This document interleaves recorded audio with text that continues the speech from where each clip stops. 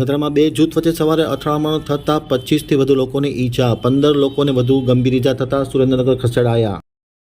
હવે જોઈએ ધાંગધ્રાથી મારા પ્રતિનિધિ આશિષ પરમારનો એક વિસ્તૃત અહેવાલ. સુરેન્દ્રનગર જિલ્લાના ધાંગધ્રા તાલુકાના ચુલી ગામે આજે સવારે બે જૂથ વચ્ચે ભારે અથડામણ થતાં અફડાતફડી મચી જવા પામી હતી. ખાસ કરીને સામાન્ય બોલાચાલી બાદ બંને જૂથો ઉશ્કેરાઈ જતાં સામસામા આવી ગયા હતા અને ધોકા, પાઇપ જેવા હથિયાર વડે ધીંગાણું ખેલાયું. તેમાં બંને પક્ષના મળીને કુલ 20 લોકોને ઈજા થઈ હોવાના સમાચાર પ્રાથમિક રીતે મળી રહ્યા છે. તમામને સૌપ્રથમ એમ્બ્યુલન્સની મદદથી ધાંગધ્રાની સરકારી હોસ્પિટલ ખાતે ખસેડવામાં આવ્યા છે, જેમાંથી 15 જેટલા બંને પક્ષના લોકોની હાલત થોડી ગંભીર હોય. આથી તાત્કાલિક અસરથી સુરેન્દ્રનગરની હોસ્પિટલમાં રિફર કરવામાં આવ્યા છે.